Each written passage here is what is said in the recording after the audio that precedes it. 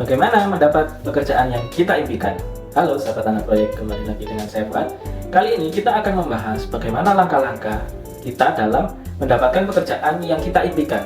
Jadi di sini saya akan mengurai secara rinci bagaimana tahap-tahapan seseorang dalam memperoleh sebuah pekerjaan, sehingga kita mampu memperoleh pekerjaan yang diinginkan itu dengan mudah. Misalkan kita ingin bekerja di salah satu BUMN, misalkan di Pertamina. Hal yang pertama kita lakukan adalah putuskan posisi apa yang Anda inginkan di Pertamina. Kemudian buat daftar lengkap, tertulis semua kualifikasi Anda untuk mengisi posisi tersebut. Jika di dalam daftar tersebut itu ada kecakapan atau kemampuan yang tidak mencukupi, setelah Anda tulis di selembar kertas, mulailah mempersiapkan diri Anda dengan belajar dan mengamati orang-orang yang posisinya sama dengan apa yang Anda impikan. Misalkan dia sebagai manajer di sebuah BUMN Pertamina, kita analisa dia itu punya kemampuan apa saja. Misalkan punya kemampuan manajerial, yang pasti komunikatif, misalkan percaya diri.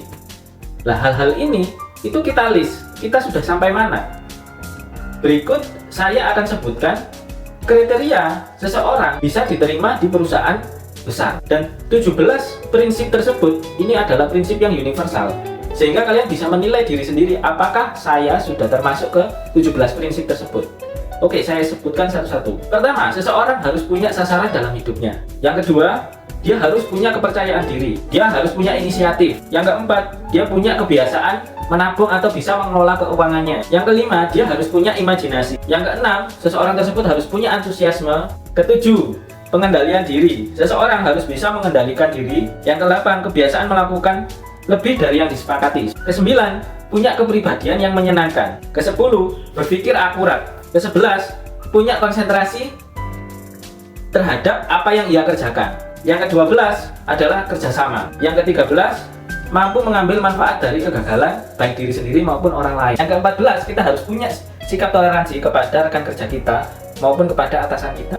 Yang ke-15, seseorang harus punya kebiasaan untuk bisa mengambil keputusan dengan berhati-hati. Berikutnya yang ke-16, seseorang harus punya kemampuan untuk menjaga kesehatannya. Dan yang terakhir, seseorang itu harus punya tokoh atau mentor dalam hidupnya. Jadi ke-17 tersebut itu kalian nilai diri sendiri, itu kita coba berevaluasi.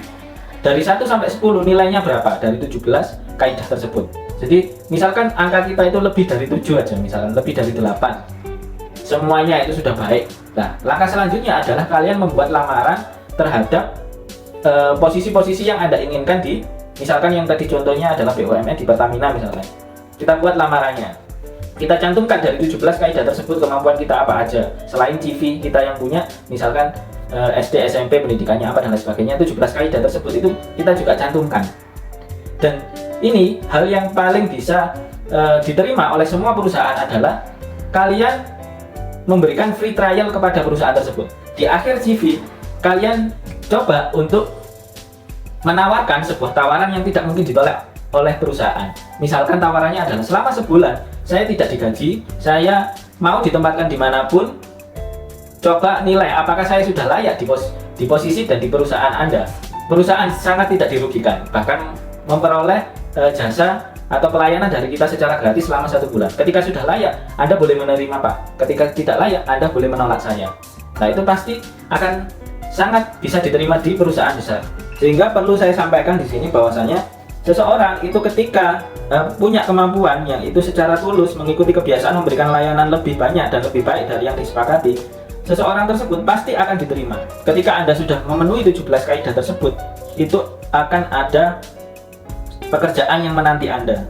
Dan ini kata-kata yang terakhir untuk Anda, tidak ada orang yang malas. Yang terlihat seperti orang malas hanyalah orang yang tidak beruntung, yang belum menemukan pekerjaan yang paling cocok untuknya.